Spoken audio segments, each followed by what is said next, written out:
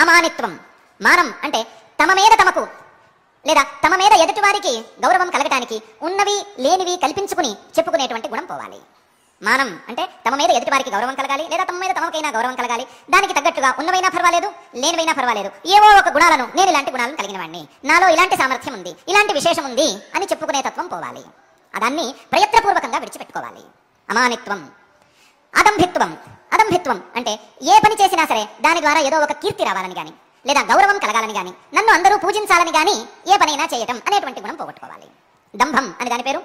కేవలం కీర్తి కోసమో లేదా ఎదుటి వాళ్ళ గౌరవం కోసమే పనులు చేయటం అనేటువంటి తత్వం, ఆ తత్వాన్ని పూర్తిగా విడనాడాలి. అదంభిత్వం. అలాగే అహింస.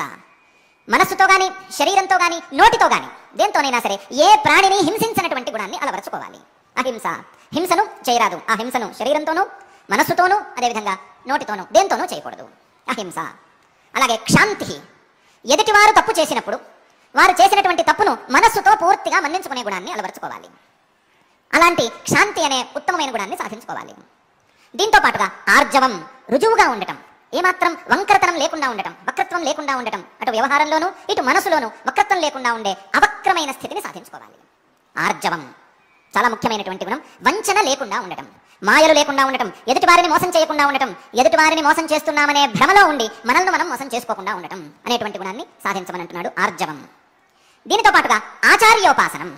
ఆచార్యుడు అంటే మోక్షశాస్త్రాన్ని ఉపదేశం చేసేటువంటి గురువు, ఆ గురువును ఉపాసించటం, ఆ గురువుకు శుశ్రూష చేయటం, అలాగే ఆ గురువు యొక్క అనుగ్రహాన్ని సాధించుకోవటం ఆచార్యోపాసనం.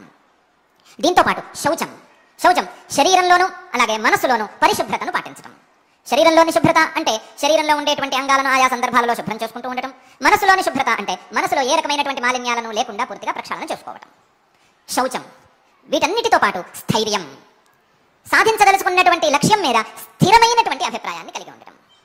చంచలంగా మనసును ఉంచుకోకుండా, మనస్సు యొక్క చాంచల్యాన్ని, లక్ష్యం మీద ఉండేటువంటి బుద్ధిని వదులుకోకుండా స్థిరమైనటువంటి అభిప్రాయాన్ని కలిగి ఉండటం స్థైర్యం. అలాగే ఆత్మ వినిగ్రహ.